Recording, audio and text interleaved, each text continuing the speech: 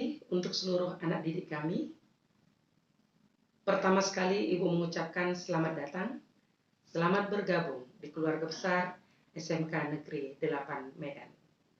Puji syukur kita ucapkan kehadirat Tuhan Yang Maha Kuasa karena kita dapat bertemu di masa pengenalan lingkungan sekolah untuk tahun ajaran 2021-2022. Satu hal yang perlu Anda tahu, anak didik kami tahu, kalian patut bersyukur ketika kalian bisa bergabung di SMK Negeri 8 Medan. Di tengah banyaknya peserta yang ingin duduk di SMK Negeri 8 Medan ketika mengikuti pendaftaran peserta didik baru yang berlangsung sejak 3 Juli sampai 8 Juli 2021. Baiklah, sebelumnya Ibu memperkenalkan diri karena ada pepatah, tak kenal maka tak sayang. Ibu adalah staf kurikulum di SMK Negeri 8 Medan. Nama Ibu Rosmawati Tambunan. Selain menjadi staf kurikulum, diamanatkan menjadi staf kurikulum, Ibu juga mengajar mata pelajaran bahasa Indonesia. Jadi kelak kalian akan bertemu dengan Ibu di bangku sekolah ataupun pada masa proses belajar mengajar untuk mata pelajaran bahasa Indonesia. Adapun materi yang akan Ibu sampaikan hari ini adalah 3 hal.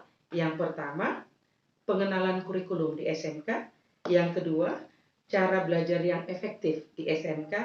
Yang ketiga, proses belajar mengajar di masa pandemi ini. Baik, yang pertama tadi materi yang akan Ibu sampaikan itu adalah pengenalan kurikulum di SMK. Anak didik kami perlu kalian tahu SMA berbeda dengan SMK. Jadi kalau seandainya kalian perhatikan SMK itu apa sih sebenarnya bedanya dengan SMA? Mengapa kalian duduk di bangku SMK? Kalian harus tahu, harus punya tujuan. Mengapa saya memilih SMK? Nah, tentunya ada 3 hal nanti yang harus kamu tahu, bahwa untuk tamatan SMK itu kamu bisa melanjutkan kuliah, kamu bisa bekerja, kamu bisa berwirausaha. Baik.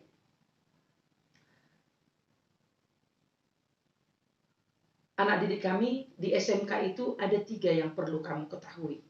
SMK itu ada yang namanya spektrum yang terdiri atas 3 hal. Yang pertama bidang keahlian, yang kedua program keahlian, yang ketiga kompetensi keahlian.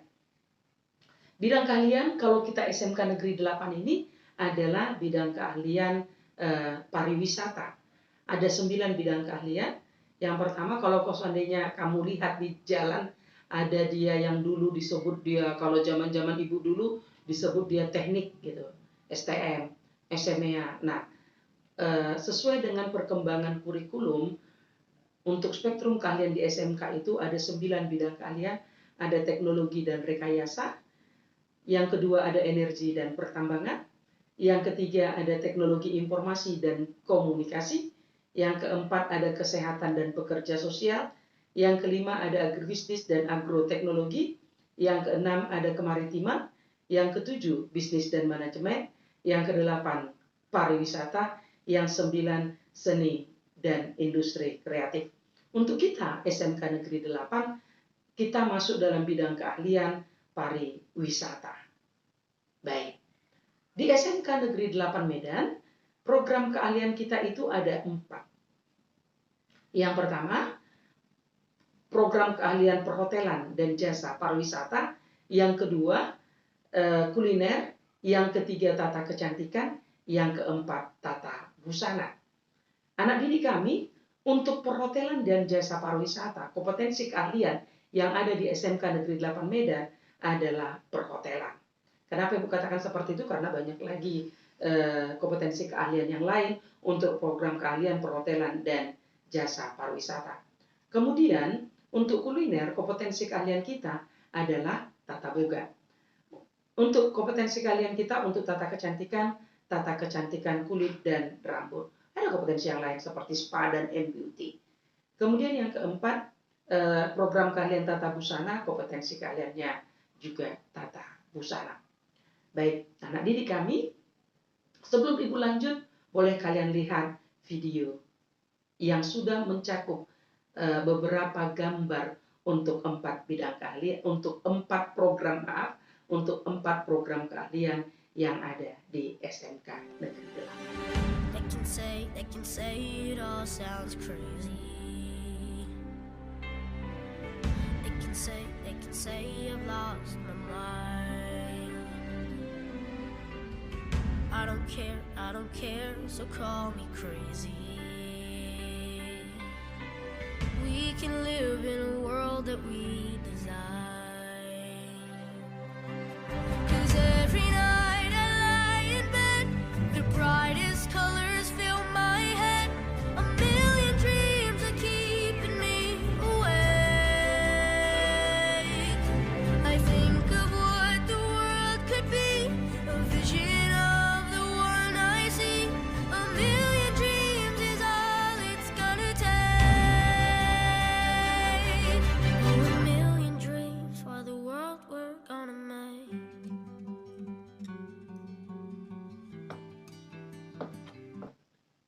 Baik, kita kembali ke kurikulum.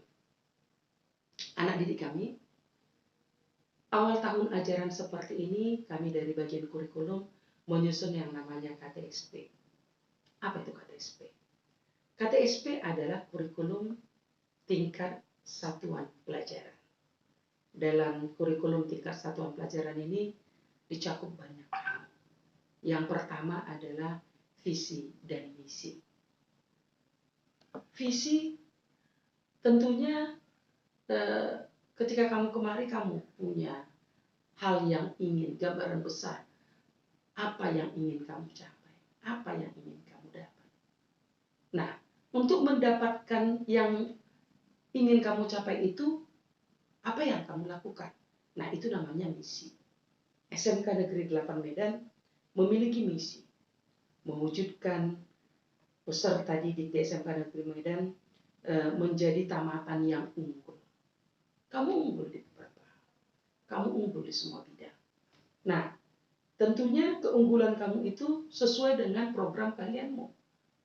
Kalau seandainya kamu tata boga, kamu unggul di boga. Tata busana, kamu unggul di sana. Perhotelan, tata kecantikan, dan rambut. Nah, unggul di sini, kamu bisa bersaing baik di nasional, internasional. Kamu bisa bersaing di beberapa bidang. Yang kamu, di bidang, kamu bisa bersaing di bidang yang kamu miliki. Nah, seperti tadi Ibu katakan, kamu untuk mencapai visimu itu, kamu harus melakukan apa? Nah, itu misi. SMK Negeri 8 Medan menyiapkan sumber daya manusia yang terampil, kreatif, dan bertanggung jawab.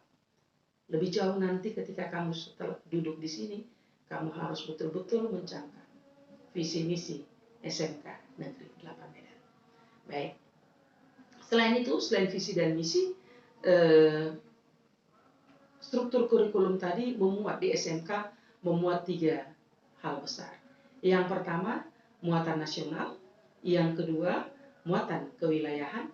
Yang ketiga, muatan peminatan kejuruan. Untuk muatan nasional, jadi kalau nanti ketika kamu menerima raport atau hasil pembelajaranmu, di muatan nasional itu terdiri dari agama, PKN, bahasa Indonesia, matematika, bahasa Inggris, sejarah. Nah, sedangkan untuk muatan kewilayahan, seni budaya, dan PJOK. Yang ketiga, muatan peminatan kejuruan, yang terdiri atas 3 hal juga, yaitu yang pertama dasar bidang keahlian. Dasar bidang keahlian ini nanti Sindik, IPA, dan kepariwisataan. Itu yang kamu pelajaran yang akan kamu dapatkan untuk dasar bidang keahlian. Kemudian yang kedua, program keahlian C2 atau dikenal dia dengan C2. Yang ketiga, dasar kompetensi keahlian. Pelajaran di C2 program keahlian ini ada beberapa pelajaran yang akan kamu pelajari di kelas 10 dengan kelas 11. Nah, demikian juga dengan C2 dan C3, ada yang kamu pelajari di kelas 11 dan di kelas 12. Itu dia. Biar kamu nanti paham betul pelajaran-pelajaran apa yang akan kamu dapatkan di baik itu C2 maupun C3. Jadi kamu paham betul bahasa Indonesia itu di mana? Oh, di muatan nasional. Kalau itu nanti semuanya sama untuk semua program keahlian. Perbedaannya nanti adalah di dasar program keahlian dan kompetensi keahlian C2 dan C3. Nah, jadi kalau mata pelajaran untuk muatan nasional itu semuanya sama.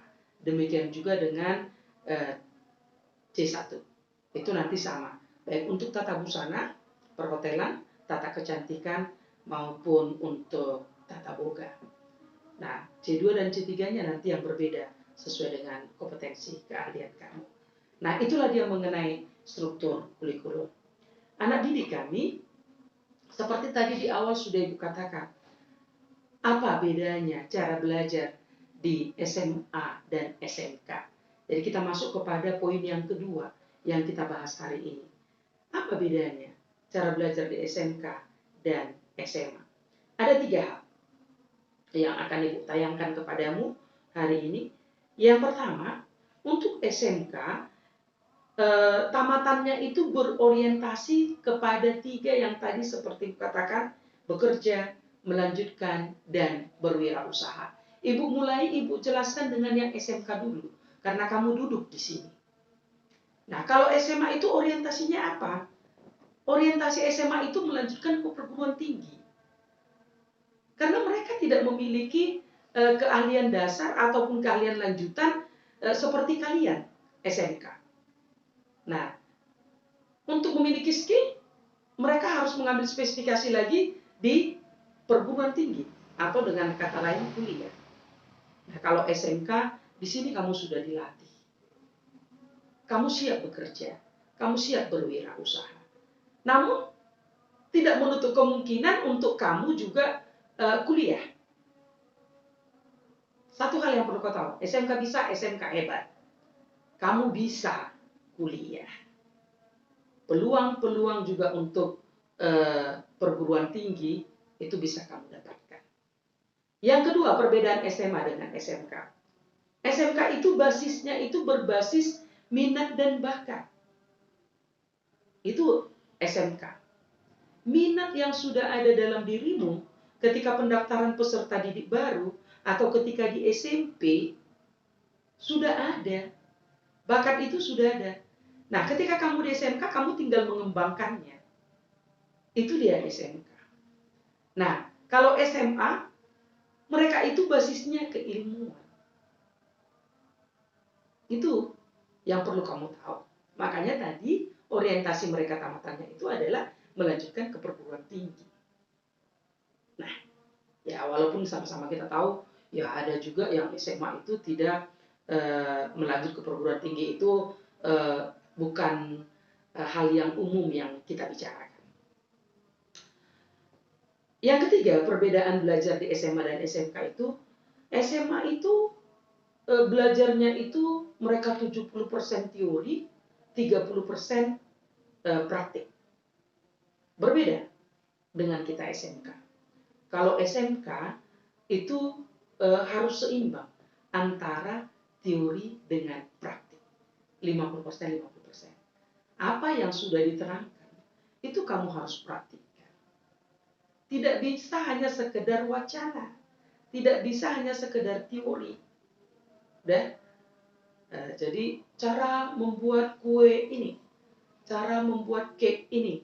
Nah, kalau hanya sekedar tulisan tidak dipraktikkan, itu tentunya sulit untuk kamu paham. Nah, itu yang perlu kamu tahu. Nanti ketika kamu sudah duduk di proses belajar mengajar kita sudah mulai berlangsung, kamu akan semakin memahaminya. Di SMK ini ada yang namanya mata pelajaran PKK, produk kreatif dan kewirausahaan. Di C3 dia nanti. Di sini kamu diajar memang untuk mengembangkan kreativitas. Kreativitas yang kamu miliki tentunya memiliki daya jual, daya saing. Makanya PKK. produk kreatif dan kewirausahaan. Nah, kamu berwirausaha, membuka peluang kerja. Itulah SMK. Cara belajar di SMK tentunya tidak jauh berbeda dengan cara-cara belajar yang lain. Namun di sini akan Ibu fokuskan memang khusus untuk kalian anak SMK. Kenapa Ibu katakan cara belajar, atau dengan kata lain Ibu ganti aja, cara belajar yang efektif. Di masa pandemi seperti ini, ada sebagian kita, saya tidak katakan kalian ya, sebagian orang sudah dimanja oleh situasi. Kenapa saya katakan dimanja oleh situasi? Kalau dulu sebelum masa pandemi COVID-19, jam 6:30 kita sudah harus bergerak dari rumah kalau tidak ingin telat sampai di sekolah. Jadi kalau tadi dikatakan dimanja oleh situasi, di masa pandemi belajar 7.30, ya mungkin kamu bangunnya jam 7, 7.15. Atau mungkin karena sudah terlalu manja, kamu bangunnya malah setelah pelajaran berlangsung. Nah, ini jangan sampai terjadi. Ini jangan sampai terjadi kepadamu. Jangan dimanja oleh situasi.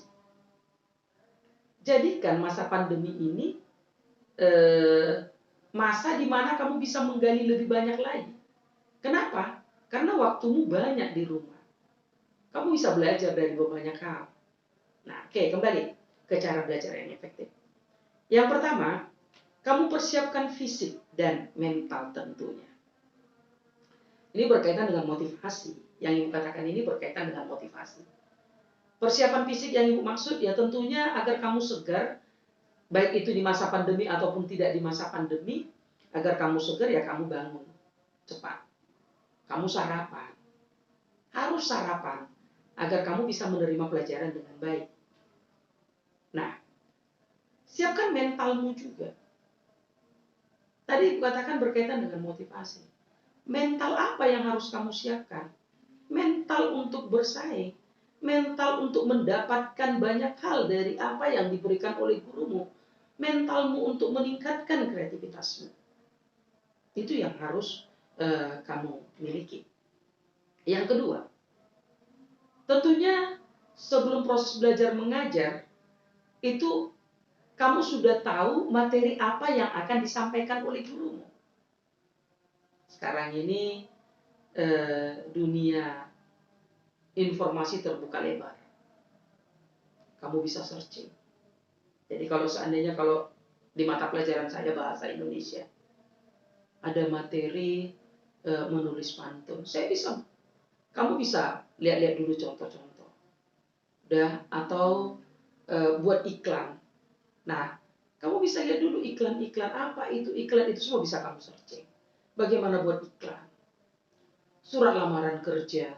Nah, materi yang akan dibahas itu kamu pelajari terlebih dahulu. Jadi ketika gurumu itu akan mengajar, kamu sudah memiliki sedikit ilmu yang tentunya nanti bisa kamu kembangkan ketika guru itu sudah memberikan materi. Yang ketiga, ketika proses belajar mengajar, kamu harus aktif. Baik itu di dalam kelas maupun di luar kelas. Kenapa Ibu katakan di luar kelas? Kalau sudah selesai proses belajar mengajar, jangan langsung ini disimpan. Ditutup bukunya. Namun cobalah. Jika ada tugas, kamu kerjakan. Kamu selesaikan. Dilatih, ala bisa karena biasa. Itu kamu ingat.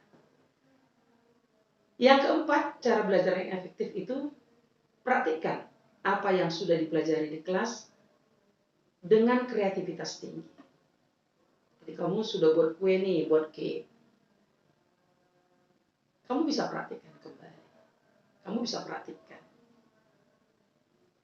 Kenapa Ibu katakan dengan kreativitas tinggi? Ya kamu coba menggali bentuk lainnya. Kalau seandainya ditambah cita rasa ini, ditambah dengan bahan ini, bagaimana? Nah, itu yang harus kamu gali terus. Demikian juga dengan tata kecantikan maupun tata busana. Yang kelima, pelajari ulang apa yang telah disampaikan oleh guru. Proses belajar mengajar sudah selesai. Nah, tentunya ini harus kamu ulang-ulang terus. Nah, itulah cara belajar di SMK. Anak didik kami, tentunya kita berdoa agar masa pandemi ini segera berakhir. Sehingga kita tidak hanya bertemu di dunia maya. Kita tidak hanya bertemu tatap maya, tapi kita bisa bertemu tatap muka. Ada kerinduan kita bersama-sama di kelas, berkolaborasi dengan teman-temanmu tanpa ada rasa takut, rasa curiga dengan pandemi COVID-19. Nah, kita berdoa agar ini segera berakhir. Musibah yang menimpa negeri ini segera berakhir. Namun, COVID-19 ini jangan kita jadikan menjadi alasan atau penghambat kita tidak mau belajar.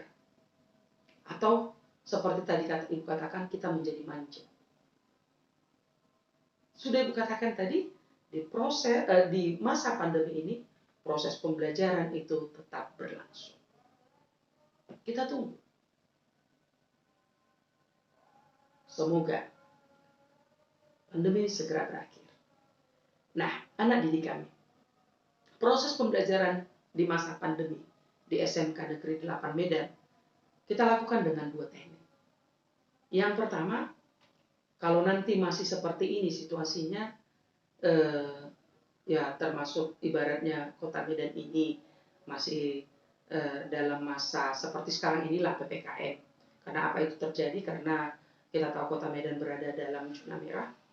Nah, sehingga kita hanya bisa bertemu dalam jaringan atau tatap maya. Proses pembelajaran tetap berlangsung. Anak didik kami, data kamu itu akan diberikan kepada wali kelas, wali kelasmu. Nanti ketika PBM berlangsung, kamu akan tahu siapa wali kelasmu. Nah, ada beberapa platform yang kita pakai untuk berlangsungnya pembelajaran di SMK Negeri 8. Nah, mungkin nanti beberapa gurumu akan menggunakan WhatsApp Group atau Google Classroom atau meeting platform. Meeting platform ini sama-sama kita tahu ada di Zoom, ada Google Meeting. Nah, jangan takut anak-anak. Sebenarnya kalau dikatakan, Bu, janganlah kita pakai Zoom. Bu, saya nggak punya paket data. Maaf buat seluruh anak didik kami. Kalau seandainya kita pikir dalam proses pembelajaran sehari-hari, ketika kamu akan ke sekolah, mungkin transport uang yang kamu pakai untuk transportmu melebihi kamu membeli paket data. Namun ketika masa pandemi yang sudah berlangsung selama 1,5 tahun ini, untuk 1 tahun ajaran yang lewat, sering sekali anak didik itu ada beberapa, tidak banyak, dan ibu berharap itu tidak terjadi untuk kamu. Ada beberapa anak didik itu yang menjadikan alasan tidak memiliki paket untuk tidak belajar. Padahal kita sama-sama tahu pemerintah memberikan paket untuk kalian. Nah, ini ibu harapkan ini tidak terjadi pada kalian. Ayo, tempa dirimu menjadi orang yang seperti dikatakan tidak ada pohon akar pun jadi. Artinya, atau seperti peribahasa banyak jalan menuju Roma. Banyak cara. Jangan kita buat alasan-alasan atau kamu punya alasan sehingga kamu tidak mengikuti proses pembelajaran. Jangan seperti itu. Oke, baik. Gunakanlah nanti platform yang digunakan oleh gurumu atau wali kelasmu untuk memberikan materi kepadamu. Nah, yang kedua, proses pembelajaran di sekolah kita menggunakan teknik blending atau campuran. Ya, mungkin ada beberapa tugas yang memang harus kamu antar ke sekolah. Nah, tapi itu tidak menjadi dasar utama karena kita sama-sama tahu situasi sekarang ini pandemi, ya kita harus berhati-hati membatasi keluar rumah. Nah, namun ada kalanya mungkin tugas itu harus kamu antar ke sekolah. Baik, anak didik kami. Ini yang Ibu sampaikan hari ini. Ibu berharap kalian tetap semangat. Seperti tadi Ibu katakan, bersyukurlah di tengah banyaknya orang yang ingin menimba ilmu di SMK Negeri 8 Medan, kamu menjadi orang yang beruntung. Demikian materi yang Ibu sampaikan pada masa pengenalan lingkungan sekolah untuk pengenalan kurikulum dan cara belajar yang efektif. Sekian dan terima kasih.